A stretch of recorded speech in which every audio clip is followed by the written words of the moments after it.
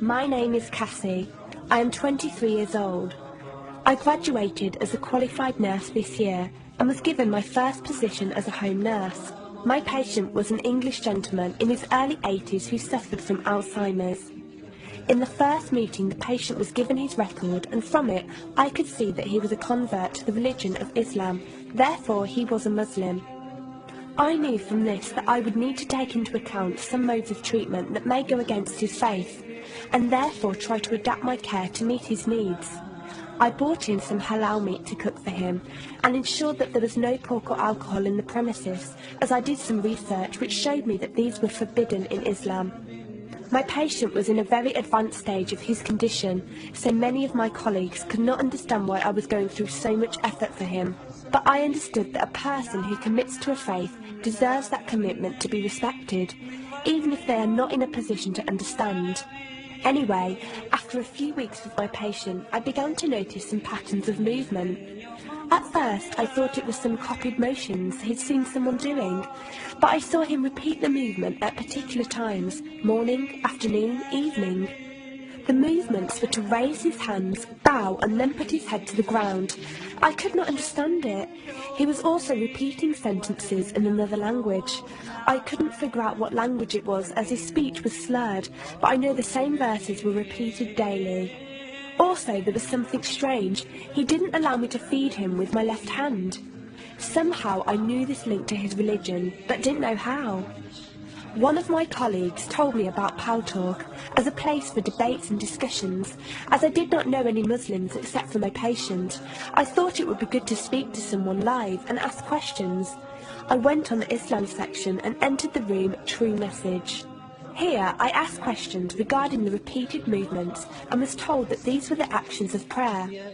I did not really believe it until someone posted a link on the Islamic prayer on YouTube. I was shocked. A man who has lost all memory of his children, of his occupation, and could barely eat and drink, was able to remember not only actions of prayer, but verses that were in another language. This was nothing short of incredible, and I knew that this man was devout in his faith, which made me want to learn more in order to care for him the best I could. I came into the Pal Talk room as often as I could, and was given a link to read the translation of the Quran and listen to it. The chapter of the bee gave me chills, and I repeated it several times a day. I saved a recording of the Quran on my iPod and gave it to my patient to listen to. He was smiling and crying, and in reading the translation I could see why. I applied what I gained from Pal Talk to care for my patient, but gradually found myself coming to the room to find answers for myself. I never really took the time to look at my life.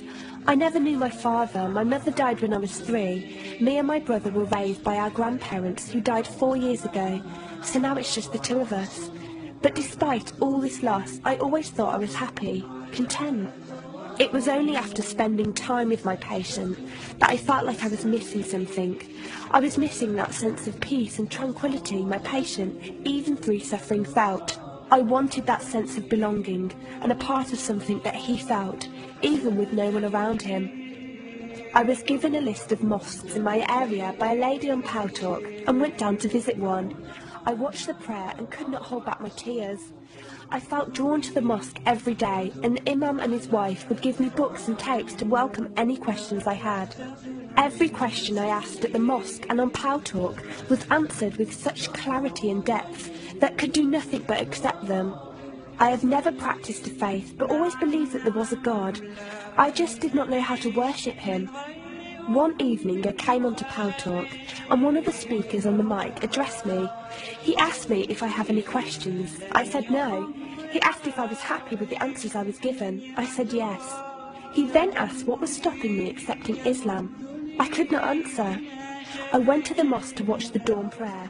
The imam asked me the same question. I could not answer.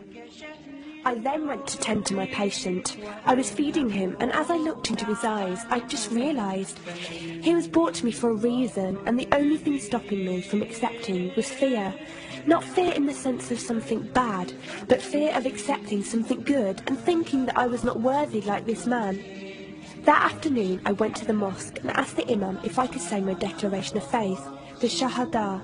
There is no God except Allah. Muhammad is Allah's messenger. He helped me through it and guided me through what I needed to do next. I cannot explain the feeling I felt when I said it. It was like someone woke me up from sleep and sees everything more clearly. The feeling was overwhelming joy, clarity, and most of all, peace. The first person I told was not my brother, but my patient. I went to him, and before I even opened my mouth, he cried and smiled at me. I broke down in front of him. I owed him so much. I came home and logged onto Paltalk and repeated the Shahada for the room. They all helped me so much, and even though I had never seen a single one of them, they felt closer to me than my own brother. I did eventually call my brother to tell him, and although he wasn't happy, he supported me and said he would be there. I couldn't ask for any more. After my first week as a Muslim, my patient passed away in his sleep while I was caring for him.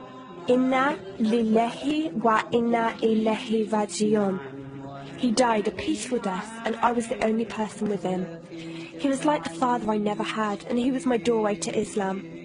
From the day of my Shahada to this very day, and for every day for as long as I live, I will pray that Allah shows mercy on him and grant him every good deed I perform in the tenfold.